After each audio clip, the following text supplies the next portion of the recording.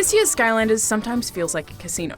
It's exciting to look at, easy to consume, obnoxiously loud, and certainly wants to take your money with an excess of microtransactions that kids could easily accidentally click on. But with the addition of the new character creation menu that's buffed up with loot and gear of varying rarity, Skylanders Imaginators adds a level of customization, control, and creativity that keeps it feeling fresh.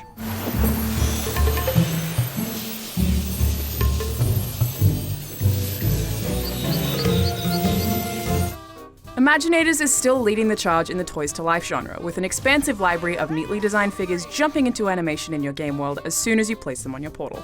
I can create my own creature, train it, and then carry it around with me in a little crystal, including to friends' houses to introduce to their Imaginators so we could fight evil together. I've certainly never felt anywhere near so possessive of a Skylander as I did for my fire mage, Kay Owen, who I spent the better half of the 10-hour campaign customizing.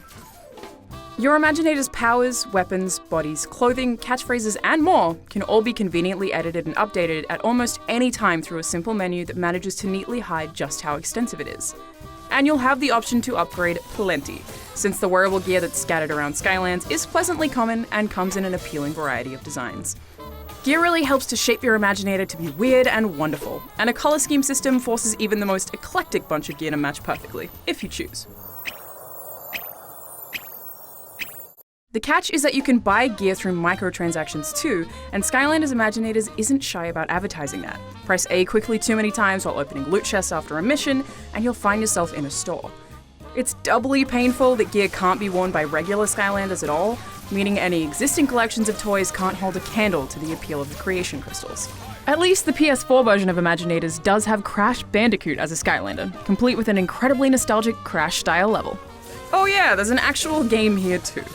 Skylanders and Imaginators alike still dance across your screen in a flurry of basic hack-and-slash combat with just enough variety for your button mashing to feel purposeful and just enough upgrades to provide a sense of progression.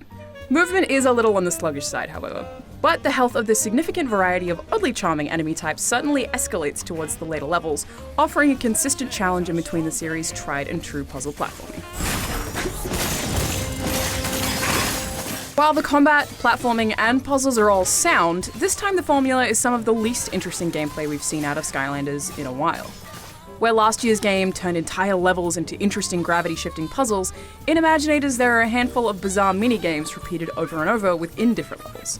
They usually present you with challenges of grinding on railings, literally chasing snails, unlocking doors, and moving boxes, rather than concepts that are unique to or complementary to these admirably beautiful levels.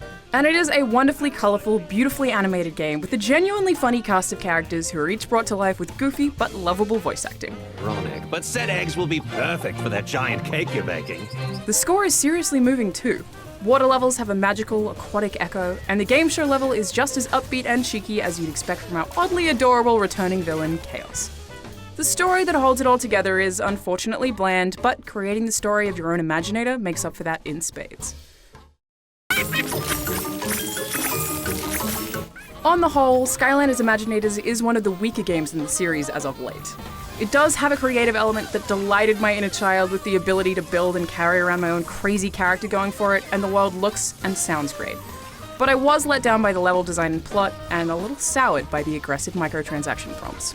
For more on Skylanders, stick with IGN. One stone, you know.